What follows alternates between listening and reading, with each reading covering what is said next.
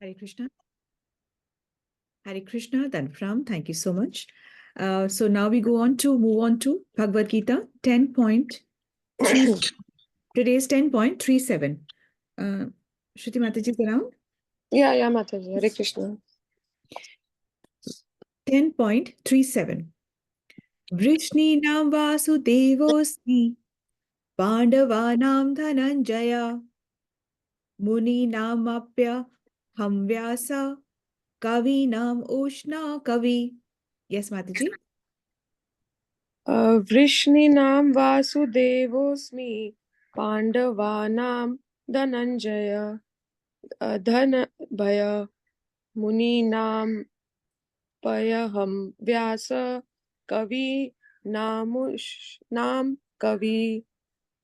Mataji, Dhananjaya. पांडवा नाम धनंजय. अर्जुन धनंजय लिखा है क्या इधर? पता नहीं, हिंदी का बोल रहा हूँ. ठीक है, It is धनंजय. जी माताजी. माताजी, please take the translation. मैं वृष्णि वेशियों में वासुदेव और पांडवों में अर्जुन हूँ. मैं समस्त मुनियों में व्यास तथा महा विचारों में उष्णा हूँ. Okay, Mataji, just one. Mataji, can you please put me on spotlight? Mataji, your camera is off. My right. Okay, Mataji. I know why it's not okay. Thank you, Mataji. So, okay. Thank you. So, पहले हम श्लोक का translation ले लेते हैं. वृष्णि नाम वासुदेवोस्मि. वृष्णि कुल में मैं वासुदेव हूँ. पांडवा नाम धनंजय. पांडवों में मैं धनंजय यानी कि अर्जुन हूँ. मुनि नामाप्य हम व्यास. मुनियों में मैं वेद व्यास हूँ. कवि नाम उष्णा कवि. कवियों में मैं उष्णा मतलब यहाँ पे मेंशन्ड है शुक्राचार्य कवि हूँ. सो मैं वृष्णि कुल में वासुदेव हूँ. पांडवों में मैं धनंजय अर्जुन हूँ. समस्त मुनियों में मैं वेद व्यास हूँ. कवियों या फिर बोल सकते हैं विचारकों में मैं कवि शुक्राचार्य हूँ. ठीक है. सो कवि खाली जो पोएटिक फॉर्मेशन करते हैं वही नहीं होते, जो कि चीजों पे विचार करते हैं और ऐसा विचार करते हैं जिससे दूसरों का भला होता है. उनको विचारकों को भी कवि कहा जाता है. सिर्फ पोएटिक फॉर्मेशन को कवि नहीं कहा जाता है. सो अब 10.37 में जो हम देख रहे हैं कि कैसे पूरे ब्रह्मांड में कृष्ण का ही ऐश्वर्य फैला हुआ है. सब जगह कृष्ण है, सब में कृष्ण है, सब कृष्ण से ही है. तो अब ये देख पाना समझ पाना आसान तो नहीं है. इसको देख पाने और समझ पाने के लिए हमें आध्यात्मिक ज्ञान और आध्यात्मिक चक्षु भी चाहिए, ज्ञान भी चाहिए समझ पाने के लिए, और तभी हम देख पाएंगे. वरना हमें कुछ नहीं दिखना कृष्ण. हमें लगेगा कि कृष्ण हाँ एक जगह है, वो जब चाहे जो अपनी मर्जी करते रहते हैं. ठीक है, तो बस हम उतने पे कृष्ण को छोड़ देते हैं. उतने पे नहीं छोड़ना है, इसको बहुत सुंदर तरीके से समझना है, जैसे कि हम हर जगह कृष्ण की प्रेजेंस को फील कर पाए. जब हम कर पाएंगे तभी हमें समझ में आएगा कि हम जो कर रहे हैं, हम यहाँ जो बैठे हैं, वो कृष्ण की विभूति की वजह से ही है. कृष्ण की वजह से ही सब कुछ चल रहा है. ठीक है. एक्चुअली में भगवान को याद रखने में ही सुख है और भूल जाने में दुख है. हम भगवान से अपना रिश्ता भूले हुए हैं और तभी इस जगत में हैं. और जब तक हम इसको याद नहीं कर पाएंगे तब तक हमारा यहाँ से टिकट कटने वाला नहीं है. हम आते जाते रहेंगे.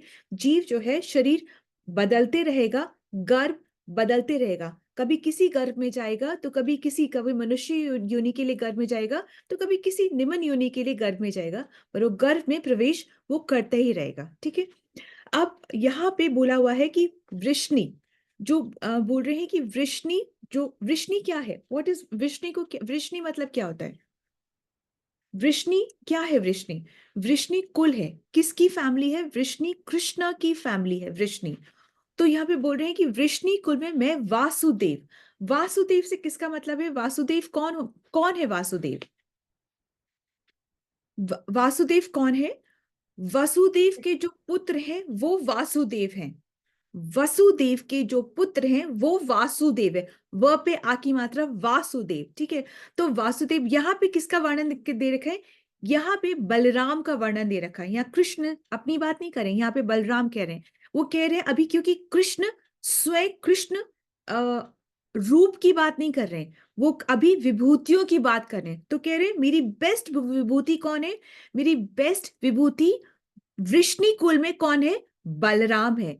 ऐसे क्यों बोला उन्होंने कि बलराम है? क्योंकि सारे जो भी एक्सपेंशंस है ना, वो सब बलराम के ही थ्रू हैं। जो भी शक्तिवेश अवतार है, जो भी अवतार है, कला अवतार है, पुरुष अवतार है, जो भी अवतार है, वो सब बलराम के थ्रू ही हैं। इस वजह से भगवान कह रहे हैं कि जो वृष्णि कुल में जो वासुदेव है, वसुदेव के जो पुत्र हैं, वो बलराम है। बलराम कौन थे? किसके थ्रू आए थे, अपीयर हुए थे? बलराम कौन थे? वो 7th इनकारनेशन। कृष्ण कौन? 8th incarnation. बलराम कौन? 7th incarnation. तो अब ये कैसे हुआ कि बलराम किसके पुत्र थे? बलराम किसके पुत्र थे? वो देवकी के गर्भ से ट्रांसफर कर दिए गए थे रोहिणी के गर्भ में। वी ऑल नो दिस ना, मुझे बोलना इसको, आप एक्सप्लेनेशन चाहते हैं इसका कि आपको जानते हैं, एक्सप्लेनेशन चाहते हैं? बताइए थोड़ा। दादाजी एक्सप्लेन कर दीजिए। कह दीजिए, ओके, ठीक है। सो कृष्ण कौन है? 8वें पुत्र है देवकी के। इसके पहले कौन? 7th जो पुत्र थे, उनको जब 7th पुत्र उनके गर्भ में आए थे, तो उनको योग माया के द्वारा कृष्ण की ही माया है योग माया, कृष्ण ने अपनी ही माया योग माया के द्वारा इनको ट्रांसफर कर दिया था रोहिणी के गर्भ में। रोहिणी कौन है? रोहिणी भी वासुदेव की ही पत्नी है। तो वो कंस के डर से वो वहां पे गोकुल में नंद गांव में ही रहा करती थी, ठीक है, नंद भवन में, नंद गांव में ही रहा करती थी। तो हु इज रोहिणी? वो भी वासुदेव की ही पत्नी है। तो गर्भ से, इधर से देवकी के गर्भ से ट्रांसफर कर दिया था रोहिणी के गर्भ में। And then he was born as a 7th, वो 7th अवतार, मतलब 7th नंबर पे है, और 8th नंबर पे कौन है? वो कृष्ण है। तो that is how he was born. अभी ऐसे कैसे हो सकता है? ये सिर्फ कृष्ण की ही लीला है, और कृष्ण ही अपनी लीला के द्वारा ये सब कर सकते हैं। सो कहने का तात्पर्य ये है। और फिर जो बलराम है वो कौन है? वही वही अनंत शेष है। वही कौन है? वही कौन है? सो कृष्ण है और ये बलराम। अंश, हाँ, कृष्ण के ही अंश है।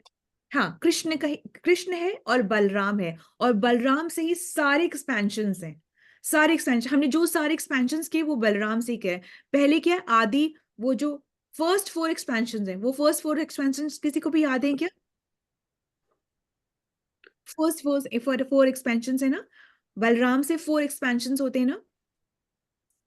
जो संकीर्णन, संकर्षण, संकर्षण, हाँ, प्रद्युम्न, प्रद्युमन, प्रद्युम्न, और 4 है ना। तो संकर्षण बोल दिया, ठीक है। वासुदेव, वासुदेव, संकर्षण, हाँ, प्रद्युम्न और अनिरुद्ध। अनिरुद्ध, ये अनिरुद्ध, 4 हो गए। वासुदेव, ठीक है, वासुदेव, संकर्षण, अनिरुद्ध और प्रद्युमन, ठीक है, ये है। अब फिर संकर्षण से फिर नारायण, नारायण से फिर वापस सेकंड 4 अवतार हुए, वापस वही नेम था। तीन, फिर इनसे वो कौन हुए? महाविष्णु, विष्णु, 3 विष्णु, महाविष्णु, फिर उनसे गर्भोदक्ष है, फिर उनसे क्षीरोदक्ष है। तो इस तरीके से एक्सपेंशन कहाँ से आ रहा है? बलराम से। तो भगवान कह रहे जो मेरी सबसे बेस्ट विभूति है वो बलराम है। और बलराम कहा वृष्णि कुल में जो है, मेरी फैमिली में मैं बलराम हूं, ऐसे बोल रहे हैं। अब हम आगे इसका समझने की, आगे हम चलते हैं। सो फिर पांडव ना, फिर ये समझ में आ गया ना, वृष्णि कुल में मैं वासुदेव हूँ, ठीक है। अब पांडवों में मैं धनंजय। भगवान कह रहे हैं कि अब बस पूरे पांडव सब खड़े हुए हैं, उनके बीच में भगवान कह रहे कि मैं अर्जुन तुम हो, मैं धनंजय हूँ। अर्जुन जो थे वो बहुत ही ज्यादा ऐसे नहीं थे कि अ, अर्जुन को भ्रम हुआ था, वो कंफ्यूज्ड थे। तो ऐसा नहीं था कि वो बुद्धू थे तो कंफ्यूज थे। कृष्ण चाहते थे कि वो कंफ्यूज हो, क्योंकि वो कंफ्यूज होंगे तो वो ऐसे क्वेश्चंस पूछेंगे जो कि आज हमारे कलयुग में हमें भी उससे बेनिफिट होगा। उन्होंने तब वो क्वेश्चन पूछे, और अभी भी हम उनके आंसर्स को समझने की कोशिश ही करें। और हम जब समझते हैं तो हम परफेक्शन ऑफ लाइफ की तरफ बढ़े होते हैं। This is only perfecting life. हम परफेक्ट तो हो नहीं सकते, पर एटलीस्ट हम जब परफेक्शन की तरफ जीते हैं तो भी हमारा बहुत बेस्ट परफॉर्मेंस होता है मनुष्य जीवन का। तो कहने का तात्पर्य यह है कि जो अर्जुन जो है वो बहुत ही, वो अर्जुन का मतलब क्या होता है कि सिविलाइज्ड पर्सन। अर्जुन का नाम का मतलब होता है अति सभ्य पुरुष। अर्जुन का मतलब होता है जो कि बहुत विनम्र है। अर्जुन का मतलब होता है कि जिसकी इंद्रियां कंट्रोल में है, उसके बस में है। वो इंद्रियों के बस में नहीं है, बल्कि इंद्रियां उसके बस में है। अर्जुन का मतलब होता है परफेक्ट जेंटलमैन, जो कि विनम्र है। ठीक है, और वो बहुत बड़ा धनुर्धारी तो था, धनुर्धर तो वो था ही। वो इतना परफेक्ट था कि एक्चुअली में जो भीष्म पितामह थे वो भी जानते थे कि उनसे भी सक्षम है अर्जुन। जो उनके गुरु द्रोणाचार्य थे वो भी जानते थे कि उनसे भी सक्षम है अर्जुन। अर्जुन कौन थे? क्षत्रिय थे। और क्षत्रिय जो होते हैं उनकी क्या क्वालिटी होती है, क्या रिस्पॉन्सिबिलिटी होती है? कि वो वीर होते हैं, नंबर वन। वो बहुत ही धैर्यवान होते हैं, बहुत ही पेशेंस रखते हैं वो। और सभी जो वीकर सेक्शंस होते हैं उनकी रक्षा करते हैं और ब्राह्मणों का सम्मान करते हैं। इनमें से एक में भी जो अर्जुन थे वो चूक नहीं करते थे। ठीक है, तो अब वो बोलते हैं कि मैं पांडवों में, मैं अर्जुन हूं, मैं धनंजय हूं। ठीक है, और ये जो भ्रम आया था ये कृष्ण ने ही क्रिएट कराया था अर्जुन के अंदर में, so that he could ask questions and Krishna could reply. ठीक है, अब आगे क्या बोलते हैं कि मैं मुनियों में मैं वेद व्यास हूं। मुनि कौन होते हैं? जो कि मनन करते हैं, जो कि सोचते हैं, वो इंट्रोस्पेक्ट करते हैं, वो मुनि होते हैं। तो कहते हैं मुनियों में मैं वेद व्यास हूं।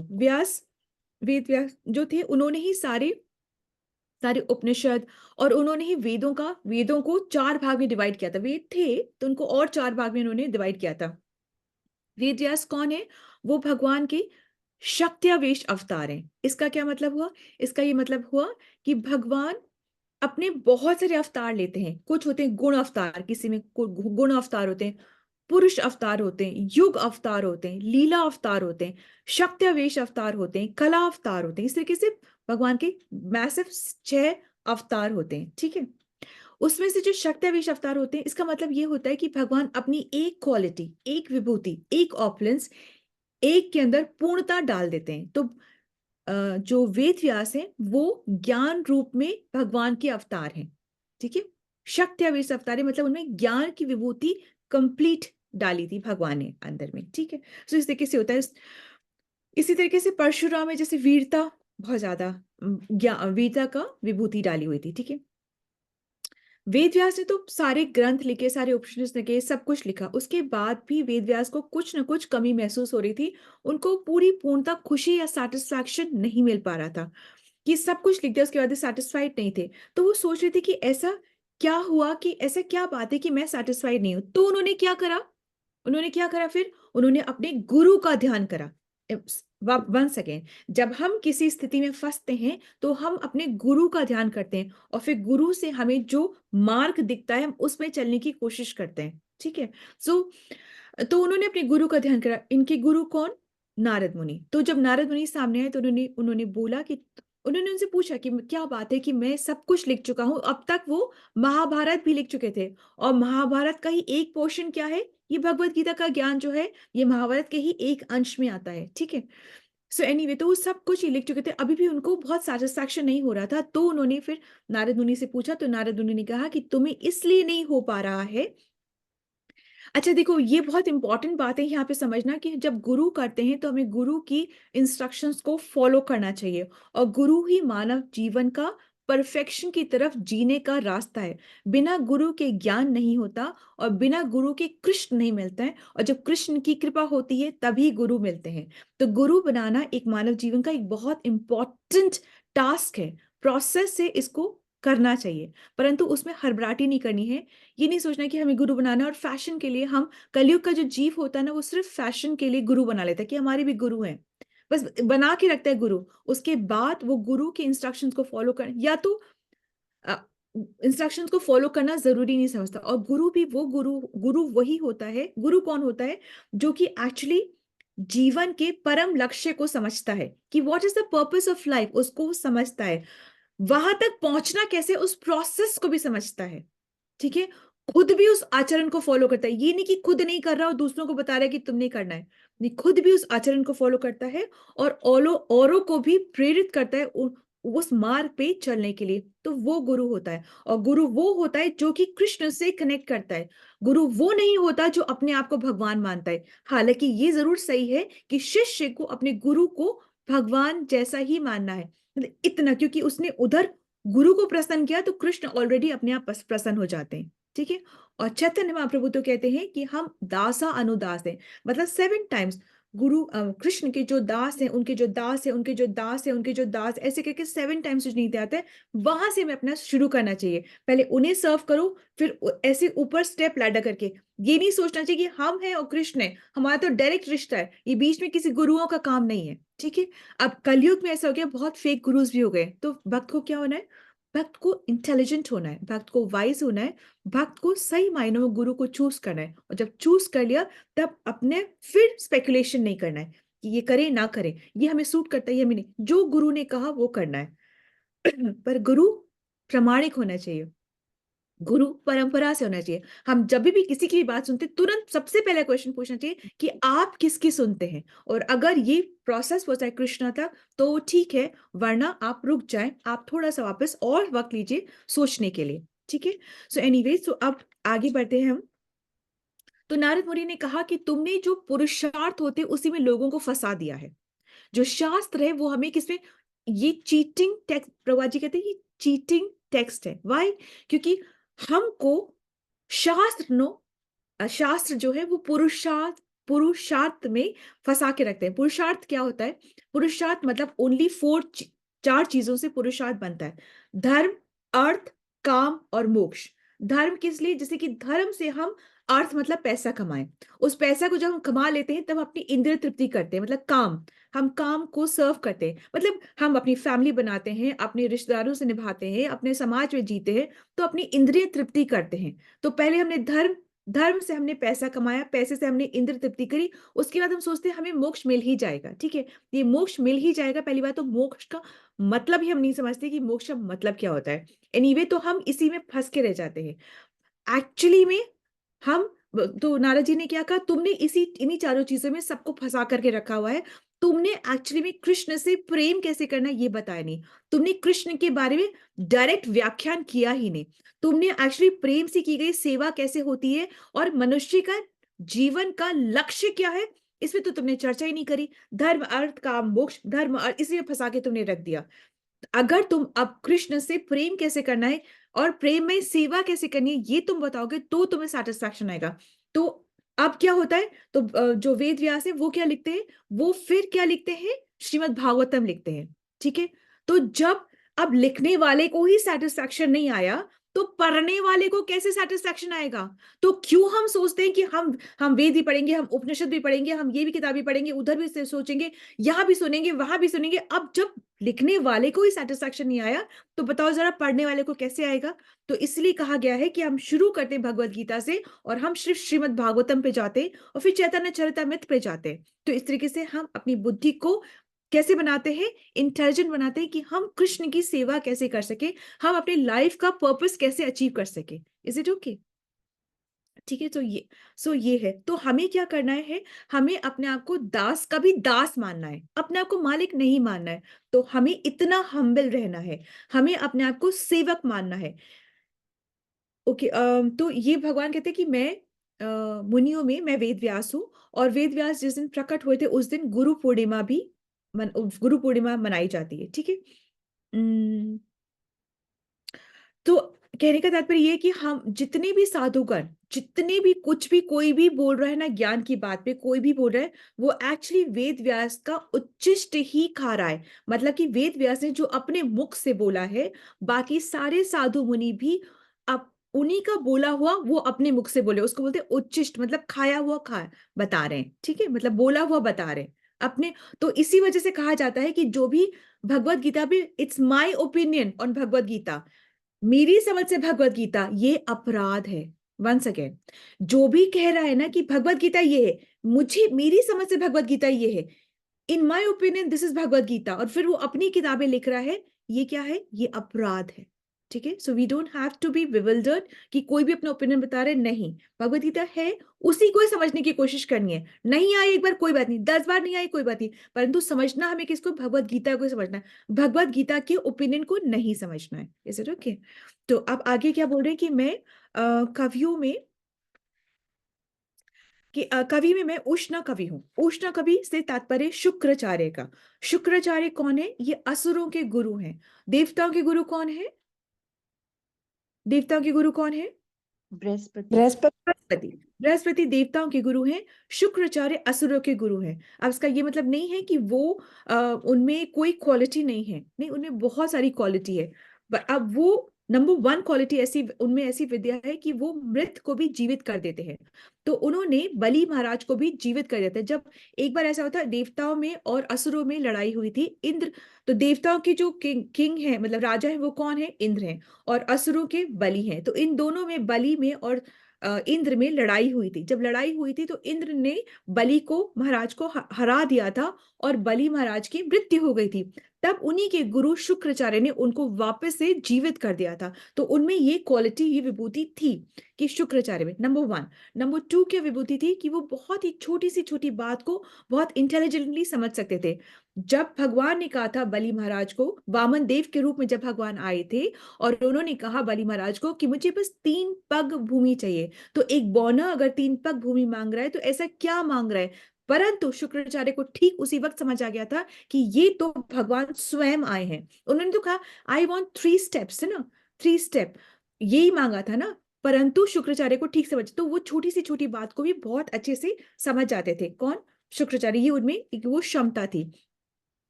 सो अब है ना, कहने का तात्पर्य यहाँ पे ये है कि यू बलि महाराज को जीवित भी कर दिया था उनके गुरु ने, परंतु जो बलि महाराज ने अपने गुरु की या ब्राह्मण की बात नहीं मानी थी, तो उनका सब कुछ छिन गया था। उनका तीनों लोग उनसे छिन गए थे। तो कहने का तात्पर्य ये है कि जब अगर ब्राह्मणों का अपमान होता है तो उनसे श्री मतलब धन, कीर्ति मतलब यश, संपत्ति, सब कुछ उनसे छिन जाता है। तो ब्राह्मणों का अपमान नहीं होना चाहिए। और ब्राह्मणों को भी पता है क्या करना चाहिए, उनको भी अपना जो ब्राह्मणत्व है ना वो रखना चाहिए। मतलब पठन पाठन यज्ञ दान, ब्राह्मणों को भी दान करना है। उनको अगर एक्स्ट्रा मिलता है तो उनको अपने लिए नहीं रखना है, उसको आगे दान देना है। ठीक है, तो ब्राह्मणों को भी दिया गया कि हम उनको वेदों का पठन करना है, पाठन करना है, यज्ञ करना है, और उनको भी आगे भी दान देना है। ऐसा नहीं कि सब कुछ हमें वही हबोड़ करके बैठ जाए, ऐसा नहीं, होर्डिंग नहीं करनी है, उन्हें भी आगे दान देना है। और तो कहने का तात्पर्य ये है कि जब जिसके पास भी किसी भी विषय को बहुत गंभीर रूप से विचार करने की शक्ति होती है, शास्त्रों का अध्ययन जो लोग करते हैं, सिद्धांत को जो समझते हैं, वो एक्चुअली पंडित कहलाते हैं, और वही कवि भी कहलाते हैं, वही विचारक भी कहलाते हैं। ठीक है, उसको गंभीर रूप से जो समझते हैं किसी चीज को। सो अब यहाँ पे कृष्ण ये बता रहे हैं कि मेरी विभूतियां तुम देखो, क्योंकि यूं तुम, जिससे कि तुम मुझे हर जगह देख पाओ, तो मेरी प्रेजेंस को हर जगह फील कर पाओ। इसलिए वो अपनी विभूतियां बता रहे कि यहाँ पे मैं हूँ, यहाँ पे मैं ऐसा हूँ, यहाँ पे मैं वैसा हूँ। तो अपनी महानता को, जब भी हम किसी में कोई भी महानता देखें तो उससे जेलस नहीं होना है। जब भी हम किसी में टैलेंट देखें तो उससे जेलस नहीं होना है। क्यों? क्योंकि वो विभूति तो एक्चुअली कृष्ण है। तो हमें जेलस नहीं होना है, क्योंकि जेलस होने से वो अपराध हो जाएगा। Is it okay? और भगवान ने बहुत बार बहुत अच्छे से कहा है, हम भी 10 नामा अपराध करते हैं, और भगवान ने बहुत अच्छे से कहा है कि एक्चुअली में पापों की को मैं खत्म कर दूंगा, पर अपराध तो तुम्हें भुगतने ही पड़ेंगे। जो तुम अपराध करते हो उसकी कोई माफी नहीं है। पापों की माफी है, परंतु अपराध की माफी नहीं है। Is it okay? तो अगर हम कर्म अच्छे करके पुण्य कमा के, तो हम सर्कमस्टांस अच्छा बना सकते हैं, हम विपदा जो आनी है उसको टाल सकते हैं। परंतु कर्मों मतलब परंतु भक्ति से क्या होता है, हमारे कर्म खत्म होते हैं, कर्मों का रिएक्शन खत्म होता है, परंतु पाप हमारे हटते हैं, परंतु क्या होता है, अपराध की माफी नहीं है। Is it okay? Any confusion? कि अपराध जो हम कर रहे हैं उसकी माफी हमें नहीं मिलेगी, पाप से मुक्ति मिल जाएगी, उसके रिएक्शन से मुक्ति मिल जाएगी, परंतु अपराध से बच के रहना चाहिए। अपराध से तो बड़े बड़े जो साधु महात्मा है वो भी ऐसे गिर जाते हैं, और इसीलिए हम रोज 10 नाम अपराध करते हैं। ये कोई मजाक नहीं है, ये कोई, और पढ़ने के बाद भी हम अपराध करते जाते हैं। पढ़ने के बाद, Mataji, what is the difference between पाप and अपराध? हाँ माता जी, सो ये आने वाले चैप्टर्स में भगवान बता रहे हैं कि ये पाप अपराध, तो ये 10 नाम अपराध है जो कि हमें नहीं करने चाहिए। जो हम सुबह सुबह पढ़ते हैं ना कि हम मॉर्निंग में जब पढ़ते हैं ना, साढ़े 10 नाम अपराध, ये सारे अपराध है कि जैसे भगवान के प्रचार और प्रसार करने वालों की निंदा करना, कि जिसने भी अपना जीवन भगवान के प्रचार के लिए दे रखा है, उसकी निंदा नहीं करनी है। हम जज नहीं कर सकते, अरे वो तो वैसे कर रहा है, वो, ये सब फालतू बातें हैं, हम नहीं जज कर सकते। जो भी प्रमाणिक गुरु है, जो यूं ही फेक गुरु बना हुआ है, उससे हमें दूर हो जाना है। और जो प्रमाणिक गुरु बना हुआ है, उसके बारे में हमें कोई जज नहीं करना है कि ये तो वो करे, ये तो जब देखो जो वैसे करते हैं, इस्कॉन वाले तो पैसे मांगते हैं। ये सब हमें स्पेकुलेशंस नहीं करनी है, हमको ये सब बिल्कुल नहीं करनी, बिकॉज हम नहीं समझते पर्पस को, क्योंकि ये प्रमाणिक है, ये परंपरा से आ रही है, तो हम नहीं समझते इन चीजों को। ठीक है, तो और बाकी जो है उनसे हमें दूर हो जाना है।